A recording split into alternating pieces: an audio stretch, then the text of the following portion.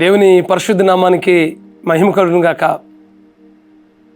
ఓ4 today వాక్య సందేశాలు ప్రతిరోజు ఉంటుంది మీ అందరికీ మన ప్రభువును మన రక్షణకర్త అయిన యేసుక్రీస్తు ప్రభు వారి అతి శ్రేష్టమైన నామంలో లైఫ్ చర్చ్ వైజాగ్ నుంచి మీకు శుభమును తెలియజేస్తా ఉన్నాను.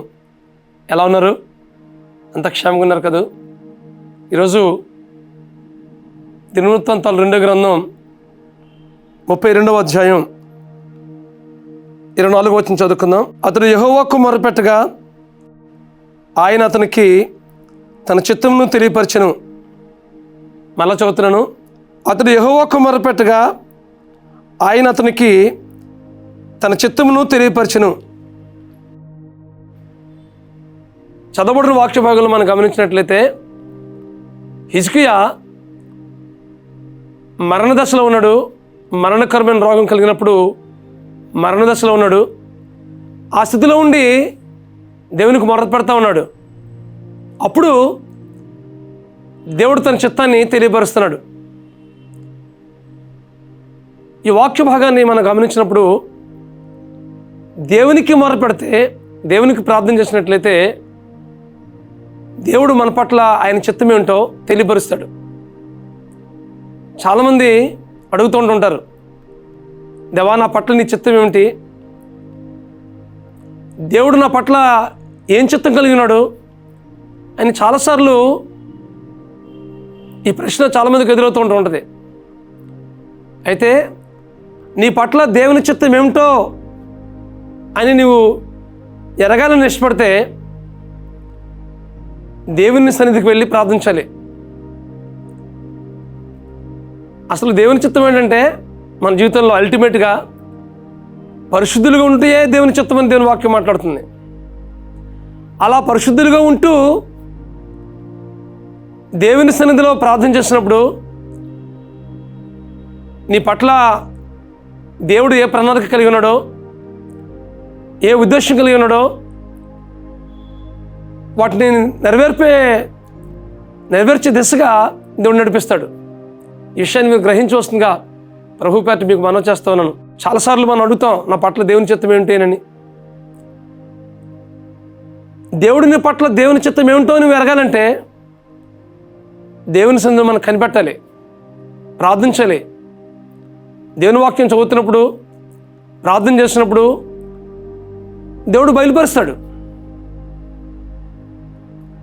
దావీదు అలా ప్రార్థన చేసిన దాన్ని బట్టే దేవుని చిత్తానికి అప్పగించుకుంటూ, ప్రభువా నా పట్ల నీ చిత్తమే ఉంటాయి అని కనిపెడుతూ ప్రార్థన చేసిన దాన్ని బట్టే గొర్రెల దొడ్డిలో ఉన్న దావీదుని ఇశ్రాయేలు రాజుగా చేశాడు. దేవుని సన్నిధిలో పరిపూర్ణంగా తన జీవితాన్ని అప్పగించుకున్నాడు.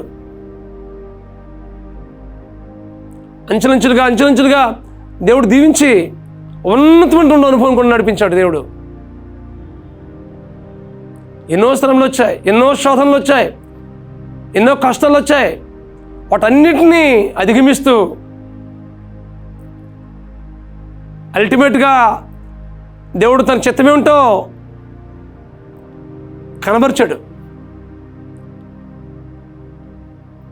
అబ్రాహామును కూడా పిలిచినప్పుడు, అబ్రాహాము నేను చూపించే దేశానికి నేను వెళ్ళు అని అన్నప్పుడు దేవుని చిత్తానికి, దేవుని అధికారానికి పరిపూర్ణంగా అప్పగించుకున్న మీదట అబ్రహాముగా చేస్తాడు దేవుడు. అనేక జనములకు తండ్రిగా చేస్తాడు. అనేక మంది రాజులు నీ ద్వారా వస్తారు. నువ్వు అనేక మందికి ఆశీర్వాదకరంగా ఉంటావు, దీవెనకరంగా ఉంటావు అని దేవుడు వాగ్దానం చేస్తాడు. అలానే దేవుడు చేస్తాడు కదా. అలాగే సౌలుని పిలిచినప్పుడు కూడా, సౌలా సౌలా నన్ను ఎలా హింసిస్తున్నావు? ప్రభువా నువ్వు ఎవరు ఉన్నప్పుడు నువ్వు హింసిస్తుంటావు ఆ క్రీస్తును అని చెప్పినప్పుడు, ఎప్పుడైతే పరిపూర్ణంగా తన జీవితాన్ని అప్పగించాడో సౌలుని పౌలుగా చేసి దేవుడు తన పట్ల ఏ చిత్తాన్ని కనబరచాలో ఆ చిత్తాన్ని నెరవేర్చాడు దేవుడు. నేను క్రీస్తుని పోలు నడుచున్న ప్రకారము నన్ను పోలు మీరు నడవండి అని సంఘానికి చెప్పాడు కదా. అంత ఉన్నతంగా నడిపించాడు పౌలుని. ఎప్పుడు అంటే దేవుని సన్నిధిలో మొరపెట్టినప్పుడు, తన జీవితాన్ని పరిపూర్ణంగా అప్పగించుకుంటూ అనుదినము దేవునితో సంబంధం కలిగి జీవిస్తున్నప్పుడు సౌలుని పౌలుగా చేసి పరిచర్యలో గొప్పగా వాడుకున్నాడు.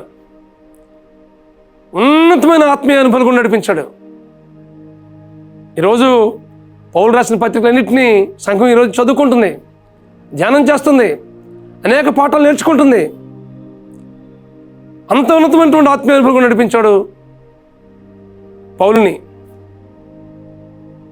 దేవుడు నీ పట్ల, నా పట్ల దేవుని చిత్తం ఏంటో, ఆయన ప్రణాళిక ఏంటో, ఆయన ఉద్దేశం ఏంటో మనం గ్రహించాలంటే మనం కూడా అనుదినము ప్రార్థన చేయాల్సిన అవసరం అంతేనుంది. ఆయన చిత్తాన్ని మనం జరిగించడానికి ఎప్పటికప్పుడు మనం అప్పగించుకోవాలి. ఆయన చిత్తానుసారమైనది ఏది అడిగినా సరే మనకు దేవుడు దయచేస్తాడు.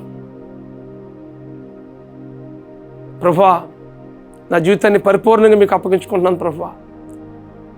నీ ఆలోచనలు, నీ తలంపులు, నీ ఉద్దేశాలు, నీ చిత్తము నా ఎడల జరిగించి ఏ మార్గం గుండా నువ్వు నడిపించాలని ఇష్టపడుతున్నావో ఆ మార్గాల గుండా నడిపించు ప్రభు అని మన జీవితాన్ని అప్పగించుకున్నట్లయితే దేవుడు ఉన్నతమైన ఆత్మీయ అనుభవం నడిపిస్తాడు. ఈ వాక్యం ఉంటుంది మీ జీవితంలో. ప్రభువా, నా పట్ల నీ చిత్తం ఏంటి, నీ ఉద్దేశాలు ఏంటి, నీ ప్రణాళిక ఏంటి, నీ ఆలోచన ఏంటి, రాబోయే కాలంలో ఏ స్థితిలో నన్ను వచ్చబోతున్నావు, ఏ దిశ గుండా నన్ను నడిపించబోతున్నావు, నేను ఎలాగుండాలని మీరు ఇష్టపడుతున్నారు, నేను ఎలా దీవించాలని మీరు ఇష్టపడుతున్నారు ప్రభువా, ఆ దిశ గుండా నన్ను నడిపించు ప్రభువా అని మీరు ఇష్టపడినట్లయితే దేవుడు మీ పట్ల కూడా ఆయన చిత్తాన్ని కనబరచాలని, ఆయన చిత్తాన్ని మీ ద్వారా జరిగించాలని ఇష్టపడుతున్నాడు. కాబట్టి వాక్యం ఉంటుంది మీ జీవితంలో. దేని మీద ఆధారపడదాం, దేని మీద ఆనుకుందాం. రాబోయే కాలంలో ఏ స్థితిలో మనల్ని ఉంచాలని ఇష్టపడుతున్నాడో ఆ స్థితిలో ఉంచడానికి పరిపూర్ణంగా మన జీవితాన్ని అప్పగించుకుందాం. అటు కృప పరిశుద్ధాత్మ దేవుడు మీకు అనుగ్రహించి నడిపించిన గాక. ప్రార్థన చేసుకుందాం. బ్రహ్మస్వరూపుడా, మహాకృపగల మా తండ్రి, హిజ్కియా మీ సన్నిధిలో మొరపెట్టినప్పుడు ప్రభువా, హిజ్కియా రాజుకి మీ చిత్తాన్ని కనబరిచారు ప్రభువా. అలాగే ఈ వాక్యం ఉంటుంది మా ప్రియుల జీవితంలో.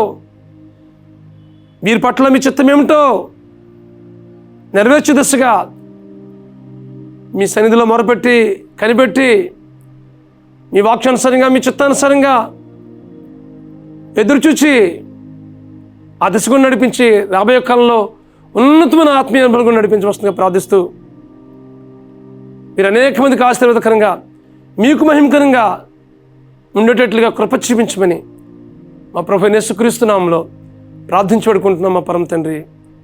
ఆమేన్, ఆమేన్, ఆమేన్. దేవుని చిత్తాన్ని మీ జీవితంలో జరిగించేట్లు పరిశుద్ధాత్మ దేవుడు మీకు సహాయం చేసి నడిపించిన గాక. God bless you friends. Have a wonderful day. దేవుడు మీకు నిత్యము తోడుగుండి నడిపించిన గాక. God bless you.